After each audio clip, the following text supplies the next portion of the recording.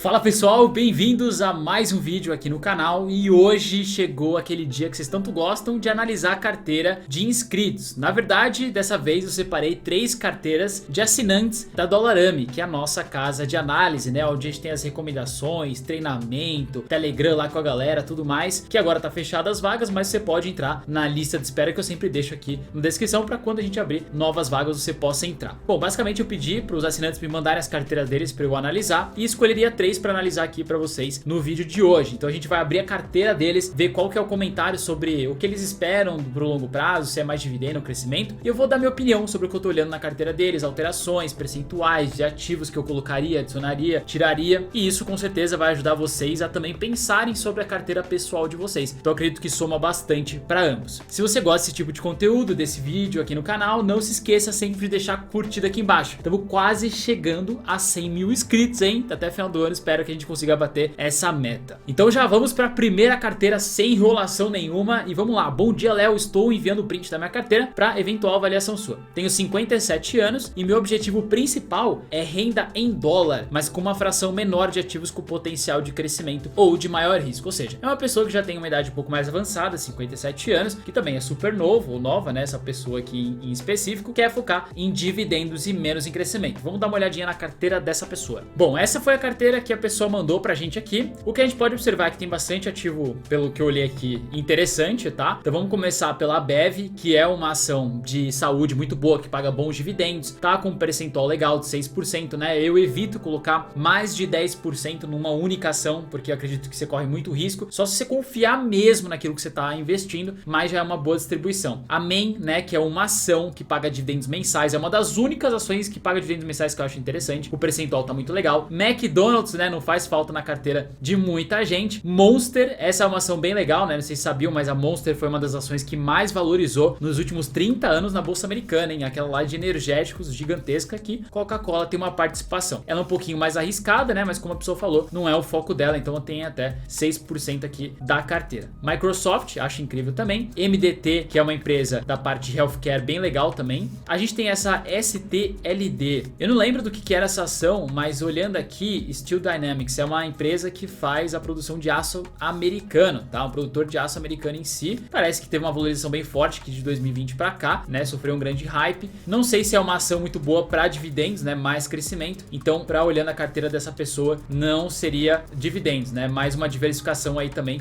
para commodities. Essa pessoa também tem essa TFC, que eu fui dar uma pesquisada porque é um tipo de ativo que eu não conhecia de verdade mesmo, e é a Trust Financial Corp. Ela paga 6,7% de dividendos, aparentemente tem uma valorização aqui interessante ao longo dos anos e teve uma boa queda aqui de 2021 para 23. Olhando os números aqui, eu achei até bem interessante essa empresa, eu não conhecia mesmo de fato. Vem crescendo receita ao longo dos anos, lucratividade também, né? Então é uma empresa com uma dívida até que ok, bem atrelada ali pelo tamanho do que ela tem. Então é a primeira vez que eu acabei vendo mais uma aí pro nosso conhecimento. Depois essa pessoa aqui tem Visa, que é uma empresa financeira, né, de cartão muito boa. Verizon, que é de telecomunicação, paga bons dividendos. E aqui a gente tem outros ETFs, tá? Esses ETFs aqui eu gosto bastante, acho bem interessante. São ETFs, alguns mais voltados para large cap, outros de dividendo, acho que fez uma boa distribuição. Quando a gente tem ETFs assim que fazem aparentemente a mesma coisa, né? Você vê High Yield Dividend, High Dividend Yield, né? A mesma coisa. Eu gosto de olhar nesse site aqui que eu vou mostrar para vocês, que é o etfrc.com. Eu vim aqui em ETF Tools e Fund Overlap. Basicamente eu vou ver desses dois ETFs, né? Tanto o VYM e o FDL, VYM e o FDL, qual que é a sobreposição que eles possuem aqui, ó, 18%. Isso quer dizer que dos dois ETFs tem 18% de ativos iguais, então dá para você ter os dois na carteira. Acima de 50%, 60% já tomaria cuidado porque os ETFs são muito parecidos. Aí aqui essa pessoa tem Broadcom, que é uma empresa muito boa, tá?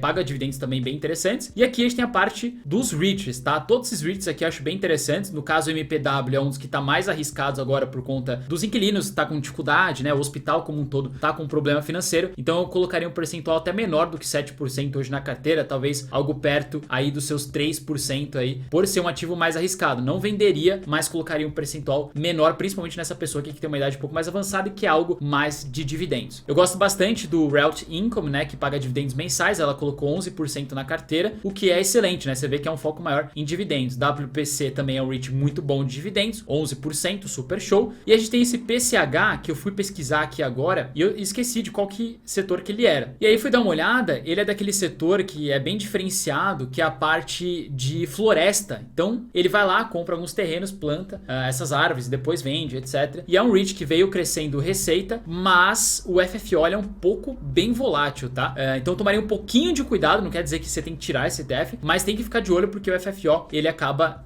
oscilando bastante e é algo que a gente tem que ver crescendo ao longo dos anos, mesmo que seja pouquinho. O que eu vi aqui foi bem interessante porque eu comparei outro REIT do mesmo setor de florestamento como um todo, né, vamos dizer assim. E a gente pode observar que se a gente pegar nos últimos 10 anos, esse PCH, que é esse REIT aí do setor de florestamento, valorizou 112% reinvestindo os dividendos, tá? E esse WY aqui, que é o outro REIT, é um dos maiores de florestamento, e rentabilizou um pouquinho menos, né? Se a gente pegar os últimos 20 anos, olha a diferença, né? O PCH valorizou 668% pagando os dividendos e o WY 180%, então muito menos. Achei bem interessante esse REIT aqui, realmente não conhecia ele dessa parte desse setor. Então acho que mandou muito bem, colocou 11% aqui na carteira, tá super show. Bom, aí depois esses dois últimos ativos aqui que estão excelentes também, gosto bastante. E achei a diversificação muito boa, tomaria um pouco mais de cuidado de novo com o MPW no momento atual. Mas de resto, carteira excelente, acho que muito bem direcionada. Talvez adicionaria alguns ativos novos aqui. Eu senti um pouco falta de bancos, por exemplo, um Royal Bank, um TD Bank, um JP Morgan, que são bancos assim incríveis, pagam muito dividendos. Talvez complementaria a tua carteira aqui com um percentual, você podendo até pegar o percentual do MPW e distribuir num desses de banco. E de ETF, o ETF DHS ou o SPHD, que pagam dividendos mensais, poderiam complementar a sua carteira, obviamente sempre vendo se eles não vão sobrepor algum desses ETFs que você já tem, mas são ETFs que eu gosto bastante e que eu não vi na sua carteira e que poderia, de acordo com o seu direcionamento, complementar ela bastante. Agora vamos para a segunda carteira que me mandaram aqui, vamos dar uma olhadinha. Bom dia, Léo, tudo bem? Gostaria da análise da minha carteira e indicação para novos aportes. Acredito que consiga investir de 1 a 2 mil dólares mensais. Bom, essa pessoa não disse exatamente o perfil dela, o objetivo, então vai ficar um pouco difícil eu dar uma opinião aqui em cima, mas vou analisar os ativos dessa carteira com vocês. Bom, inicialmente o que eu consigo ver aqui é que essa pessoa tem bastante ação americana, interessante, tá? Com percentual igual entre eles, isso é uma coisa que eu queria até comentar. Vocês podem inicialmente diversificar as ações, os REITs, os ETFs com os mesmos percentuais, né? Tentando sempre diversificar o setor que eles estão e depois você pode ir aumentando e diminuindo em outros que você acha mais interessante. Desses ações aqui eu gosto de todas elas, a BEV muito boa, Malibu Boats, que é de barcos bem interessante para crescimento, JP Morgan, que é um banco gigantesco, Dollar General, queria aproveitar para comentar dela aqui. Se a gente olhar a Dollar General nesse ano, ela tá caindo 47%. E olha que interessante, né? A Dollar General é aquela empresa que tem lojas de discount, que a gente fala, que são lojas aqui como essas que eu tô mostrando para vocês, que basicamente elas vendem produtos com um ticket mais baixo, né? De $1 ali, coisas para casa. Então normalmente momentos inflacionários acaba elevando bastante as vendas, porque a galera quer economizar um pouco mais. Então a Dollar General acaba sendo essa loja de varejo que vende bastante nos Estados Unidos, né? Só qual foi o porém? Se a gente pegar a máxima aqui da Dollar General até a mínima, já caiu quase 50%, né? E é uma empresa que, se você olhar desde 2009, ela nunca teve uma queda tão forte que nem o momento atual. O que eu tava lendo no relatório deles é que eles demonstraram que o varejo está passando por alguns problemas lá nos Estados Unidos, realmente a demanda não tá tão forte como era esperado. A Dollar General tá com um pouco de estoque elevado e as margens diminuíram por causa da inflação. Eles trabalham com produtos de ticket mais baixo, então de certa forma fica mais fácil de eles elevarem os preços para que corrija a inflação, mas ao mesmo tempo isso acontece de uma forma tão rápida que eles precisam de um tempo para voltar com as margens anteriores. E obviamente que a taxa de juros mais alta prejudicou bastante o negócio deles no momento. Só que tem muita gente preocupada, né? Falando, Léo, será que eu compro Dollar General ou não? Vale a pena? Pessoal, é uma empresa que ano a ano sempre trouxe receita maior. Esse ano vai crescer receita maior do que o ano passado. Obviamente não tanto quanto era esperado um crescimento de 7, 8%, eles diminuíram para 3, 2%. Tudo bem, não tem problema. É um momento, eles estão dizendo que o varejo por lá tá fraco, mas pode voltar já logo em 2024. Então você vê que é uma empresa que de certa forma tem uma lucratividade interessante ao longo dos anos, receita, não é um problema tão forte no meu ver, e eu continuo comprando, até tenho essa empresa na minha carteira e continuo comprando forte. E queria mostrar isso pra vocês, né? Porque às vezes essas quedas a galera, nossa, caiu, é vender. Você tem que olhar os fundamentos. Continua bem? É um momento de curto prazo? Isso vai afetar a empresa no longo prazo? Não vai? Então segue o jogo, continua comprando e colocando um percentual na tua carteira que você acha ideal. E aí, olhando aqui os outros ativos, a gente vê que tem PepsiCo, que é muito boa, Enbridge, que é uma ação até bem interessante do Canadá, né? Que é da parte de commodity, paga dividendos bons, e Royal Bank, que é uma empresa do Canadá também, um banco gigantesco. Já olhando aqui para os ETFs, o que a gente pode observar é que a diversificação foi feita um pouco diferente. Então são ETFs bem legais, bem consolidados, né? O JIP, que paga bastante dividendo, a CHD também de bastante dividendo, os dois com 6% na carteira, tudo ok. O VOO, que é o S&P 500 com 5% e o QQQ com 5% também, então muito bons. Não tem problema ter os dois na carteira, tá? Eu faço isso exatamente, até porque mesmo ele tendo ativos iguais, assim, é em proporções diferentes. O QQQ ele é bem mais volátil, mas também traz muito mais rentabilidade que o VO. E o VO é um tiro certeiro, né? As 500 maiores empresas dos Estados Unidos sempre trouxe valorizações muito boas. Nos últimos 20 anos, por exemplo, trouxe uma valorização de 11% ao ano, que é bastante coisa. E a gente tem o DHS e o VGK, que são ETFs bem conhecidos, né? O DHS de dividendos, que paga todos os meses. Até aí, super ok. Já olhando para o REIT dessa pessoa, você vê que ela colocou 7% no Realty Income, o que é muito interessante. Pegou outros dois REITs muito bons, né? O CCI, que é de antena, bem legal. O PLD Prologs, que é de galpão, um dos maiores aí do mundo, muito show. E 10% no PSA, tá? Que é aquele REIT de self-storage. Self-storage são esses mini galpões aqui que a galera guarda as bugigangas que a gente fala, né? As coisas que sobram, que não cabem em casa e acabam alugando esses mini galpões. Lá fora é muito comum isso aqui. E basicamente quando a pessoa compra o PSA, né? O Public Storage acaba comprando esses galpões. Eu só achei a exposição um pouco demasiada, tá? 10% nele, não sei se acaba valendo o risco, porque o percentual que você tem nos outros ativos na carteira é bem menor, na verdade, né? Então ele acaba se sobrepondo bastante em relação aos demais que você tem. Então talvez tomaria um pouco mais de cuidado nesse percentual elevado no PSA. Mas de resto, a carteira é muito boa, achei bem interessante a diversificação como um todo.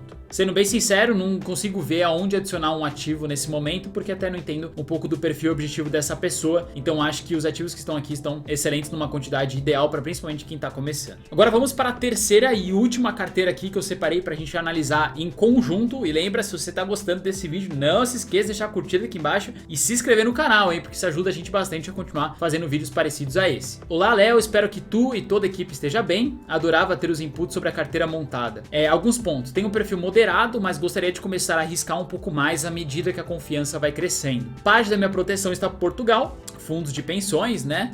Tá, estando em Portugal, estou a dar preferência a ETFs de commodities e commodities negociado em euro. Não sei se será a abordagem mais correta. Não vejo problema nenhum, tá? Você morando na Europa, comprar ETFs relacionados à moeda euro, tá? Obviamente que não é legal você focar só na Europa, né? ETFs que compram ativos só da Europa, por exemplo, é legal você também ter alguns ETFs, mesmo que seja cotado em euro, mas que tenham um percentual nos Estados Unidos também, tá bom? Então vamos dar uma olhadinha aqui na carteira. O que a gente pode perceber é que essa pessoa mora, obviamente, em Portugal, então tem 30% lá e 70% no exterior. Fez essa diversificação aqui, né? 45% em ETFs, 10% em ações, 30% em REITs, 15% em proteção. E é sempre uma pergunta muito difícil de se responder, porque não existe uma regra, vai depender muito do teu perfil, do que você idealiza. Então isso aqui está super ok. A única coisa é que ativos de proteção são normalmente ativos que você coloca para proteger sua carteira, né? Então, por exemplo, ouro, prata, commodities em geral, renda fixa. Quando a bolsa cai, esses ativos tendem a subir, né? Porque protege sua carteira. Só que eu acho que 15% é um percentual bem elevado. Eu gosto de colocar até 10% em proteção, porque não são ativos que vão te deixar rico, né? Na verdade, o que vai deixar rico são ações, ETFs e REITs, mas então por isso que eu colocaria um percentual menor. Mas até aí tudo bem, não vejo regra aqui, não existe isso. Você pode ter só ETF se quiser, só ação, não tem problema nenhum, tá? O que importa são os ativos que você vai escolher na sua carteira. Então vamos olhar a carteira dessa pessoa aqui, que a gente pode observar de ação. Por enquanto tem duas, Microsoft e PepsiCo, são excelentes ações. Como essa pessoa ela tem um perfil um pouco mais voltado para dividendos, depois quer começar a colocar crescimento, existem várias ações aqui que dá para adicionar no portfólio, que eu gosto, que nem eu falo para vocês: Costco, JP Morgan, Royal Bank, TD Bank, Ambev, McDonald's, Coca-Cola. Então assim, dá para fazer uma gama de diversificação. E aí você tem ativos mais arriscados também, né? CRWD, você tem a própria NVDA, que é a Nvidia. Então aí você pode ir estudando e vendo os percentuais que você quer estabelecer. Na parte de ETFs, eu vi que essa pessoa aqui compra ETFs da Europa, tá? E até algo que eu queria falar para vocês. Muitas pessoas que moram na Europa não têm acesso direto aos ETFs americanos. É uma curiosidade até, não sei se vocês sabiam disso. Então eles têm que pegar ETFs que são similares aos ETFs da Bolsa Americana. Pelo que eu entendi aqui, são ETFs bem interessantes. Um que pega o Nasdaq 100, né? Que é tipo o Triple Key, então tudo ok. Um que pega de semicondutor, excelente escolha, tá? Eu gosto até desse ETF de semicondutor chamado da VanEck, né? Esse SMH. Ele chegou a valorizar muito nos últimos anos e está total relacionado com semicondutor. É muito bom. O SOX também é muito bom, que é esse aqui, né? SOXX, também do mesmo setor. Muito interessante. Então aqui não vi problema nenhum com a diversificação de ETFs que você tem. Na parte de REITs, todos os REITs aqui são muito bons, né? O PSA, o WPC, o CCI, Crown Castle, né? Que é de torre. Acho que fez uma diversificação bem interessante, e os percentuais também. Aqui na parte de proteção, a gente pode ver que essa pessoa colocou 15% em ouro. Isso aqui eu não faria, tá? Eu colocaria no máximo 5% em ouro, porque realmente é um ativo bem lateralizado, né? Não sobe muito, é mais para segurar a tua carteira. Então eu distribuiria esse percentual talvez um pouquinho mais em ETFs, né? Que são menos voláteis, você consegue diversificar um pouco maior. Então até aí tudo bem. Vocês podem ver que esses 35% que essa pessoa colocou é num ETF que pega ativos do mundo inteiro, né? Então tá muito bem diversificado, não vejo problema nenhum colocar todo esse percentual no único ETF, porque já o ETF é muito bem diversificado. Eu achei que tem poucos ativos na carteira, adicionaria mais alguns, talvez, principalmente na parte de ações, né? Eu acho que 2 ações é muito pouco, talvez focaria algo em 5, 10 ações ali, mas aí vai de cada um, né? Se você não quer ter muita ação, você não precisa colocar. E de novo, eu tentaria diminuir um pouco esse percentual de proteção, porque no meu ver, não faz muito sentido, principalmente para quem investe por longo prazo. Tem que focar em ter bons ativos que vai te trazer maiores rendas lá na frente do que esses ativos que te protegem. Bom, espero que você tenha gostado dessas análises aqui. Deixe nos comentários qual mudança vocês fariam nessas carteiras, qual delas você mais gostou, se você tem algum desses ativos na carteira, que eu sempre leio os comentários, acho bem interessante o que vocês colocam. A gente se vê no próximo vídeo, valeu, até mais!